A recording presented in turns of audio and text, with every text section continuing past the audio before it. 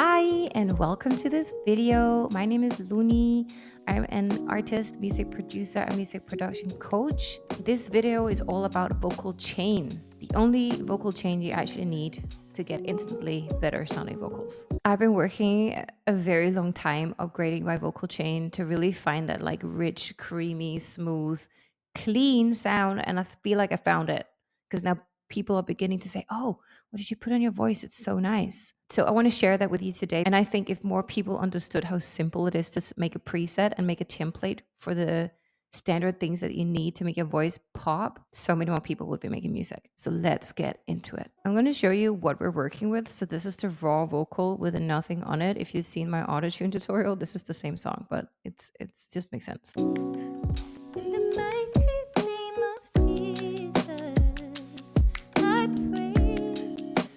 The first thing that I did, I put on pitch correction. Now, there's several ways that you can do that. Depending on what DAW you're using, it will have its in-house pitch correction tool. I've used Melodyne for a long time. I am trying out Autotune, and I'm loving it. And I think this actually made the sound really smooth.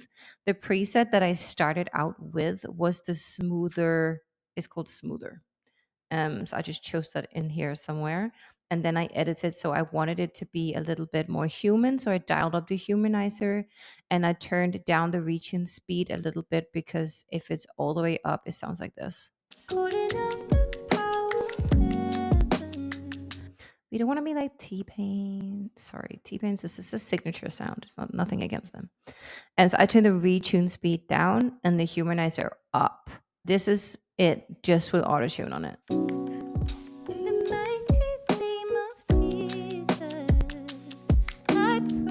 Without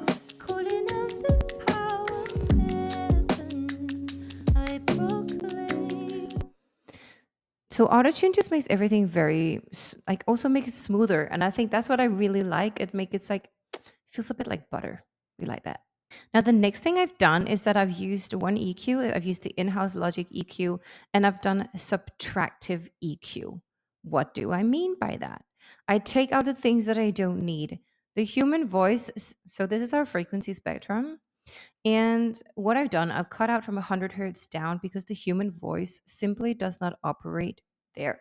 So it cuts out any rumble that might be in my room or anything that might be glitchy, glatchy that I can't even pick up. That will cut out. Then because of the mic that I'm using the Shure mic SM7B Team Shure. Because I live in a very loud neighborhood. I live in Bali, Indonesia, and there's constantly noise from dogs to geckos to truck or whatever. So I was using a condenser mic that picks up everything. It's beautiful, but it was just impossible to record. So I needed something. This is a dynamic mic. I needed something that would cut out the background noise so I can record a little bit more freely. But what this mic does is that it creates it's a little bit boxy, and I don't like that. So I dip at around 200 hertz, and then I've dipped a few places where it sounds a bit squeaky. So feel free to copy this in your own EQ and see what that sounds like and play around with it. See what sounds good. But this cut things out and that I don't need and that I don't like. And then after that, we bring it back in some color. So let's hear what this sounds like just with autotune and EQ subtractive. In the mighty name of Jesus, I pray. It already sounds a little bit more like, we like it. Cutting out some boxiness. With the boxiness, this would be it.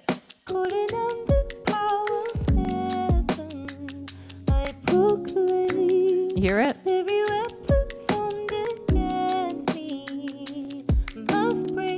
I've seen other producers be a little bit more aggressive with the low cut. You can also do like all the way like that if you prefer. The next is that I've added some DSR. A teacher once told me that I have terrible diction. Thank you for saying that my S's and my T's are just awful. So we're adding in something to combat that. So all of my S's and my T's have just calmed down. What a de-esser does, it calms down every time there's an S and a T at a certain frequency, it will generally calms it down. The way you find this out is a really fun trick. First of all, we need to find an S or a T. In the mighty name of Jesus. Let's take that S that's in there. Let's find the S. Where is the S? Here. I'm gonna like loop it, right? It's gonna be really annoying to listen to, so bear with me. Great. Then I'm gonna take my EQ.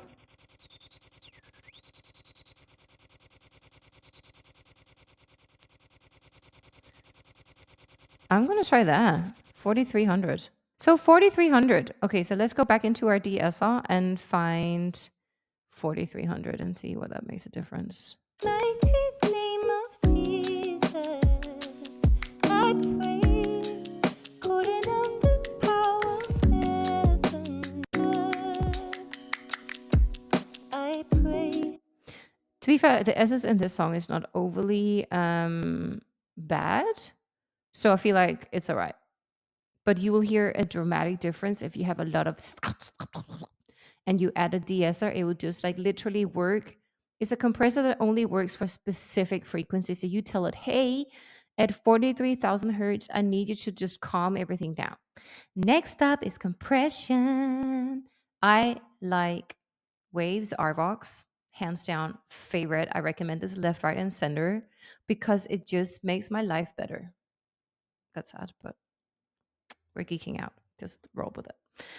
And I actually just used a preset in here. I use the one that says lead vox, and the compression is how much do I want the compressor to work? How much of the sound would I like to be compressed? Compression is reduction of signal range, which means that it will make the louder bits quiet and the quieter bit louder. Yay! Sometimes when we add compression, the volume will dip a lot, which means that we can make up for that on the gain button. So let's hear what this sounds with compression. In the mighty name of Jesus. Why is it minus? It's because on our fader, if you look here to the left on my screen, this is the fader. Our ceiling is going to be 0. If my threshold is at 0, that means no sound is going to come through the compressor. If I have it on minus 36 at the bottom, that means everything above minus 36. Right now, my sound is on minus 6. That means everything that's coming through is being compressed. I may not want that. I might just have like a little bit to bring down the louder parts of it, and the quieter parts I just lift it. So I imagine like a waffle maker, like a waffle iron. You know, you kind of squishes the sound a little bit. That's why compression sometimes can sound a bit too much if you use it too much, but it'll also make it sound like you gotta. In the mighty name of Jesus, I pray, calling on the power of heaven, I proclaim. Lovely. Next up, I use saturation. Saturation is one of those things that I didn't realize was a good plugin until very late in my production journey, like 8 years in. Saturation is an effect that just gives it color, for lack of a better term. It makes it sound expensive. So if you feel like your instrument is lacking a little bit in life, you want it to brighten up a bit or like give it a little bit of oomph. Even some people say that is similar to like adding in some overdrive or distortion. Is a lot less subtle and it's a lot more pleasant to listen to. So let's listen what this is doing for me. I actually just added a preset. I went into color and I chose saturate and color. I didn't edit anything. I just added it and I was like, I like it. In the mighty name of Jesus, I pray. This is without saturation. With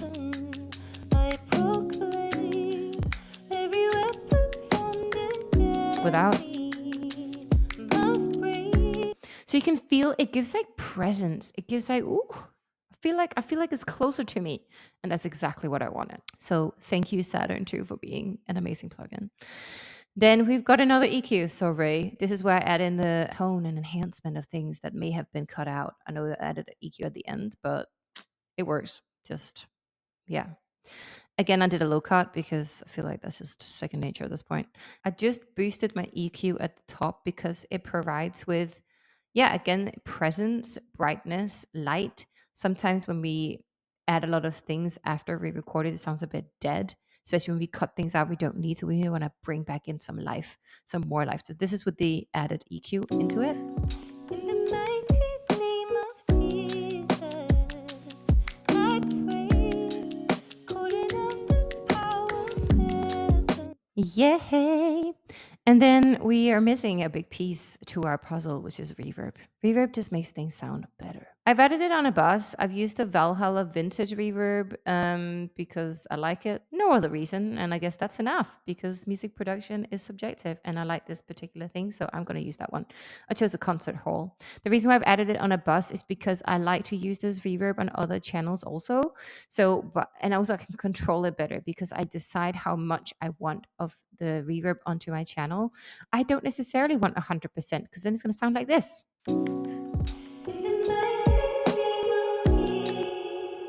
That's a bit aggressive. So if I turn my wheel down, it sounds like this.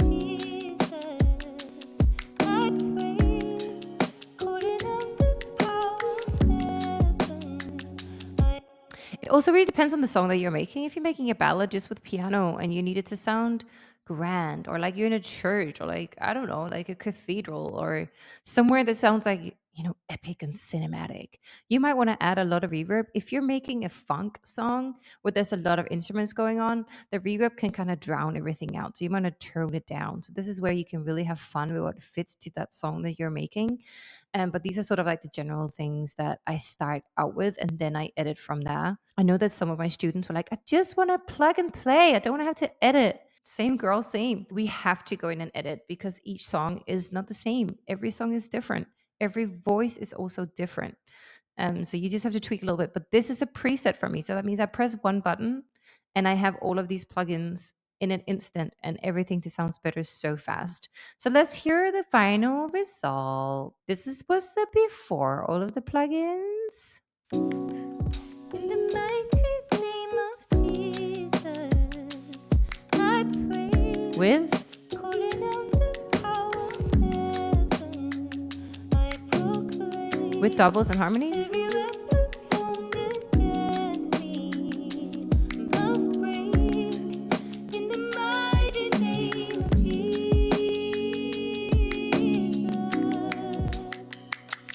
So I hope this was helpful for you. If you don't have some of these plugins, that's fine. Use of the equivalent what you do have. If you don't have auto-tune, but you have another pitch correction, use that. Start with that. If you're interested in getting those plugins, some of these do offer a free trial. So try them out and see how you feel about them. You have to make these things work for your music and what you're going through.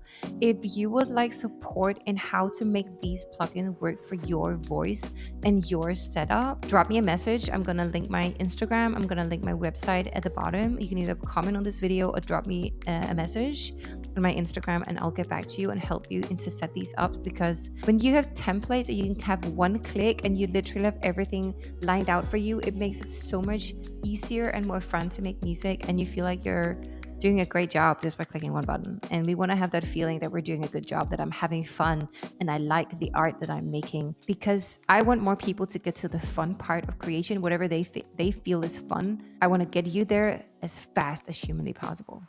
Yay! So I hope you enjoyed this video. Don't forget to subscribe to this channel for more stuff like this, and I'll see you soon. Bye!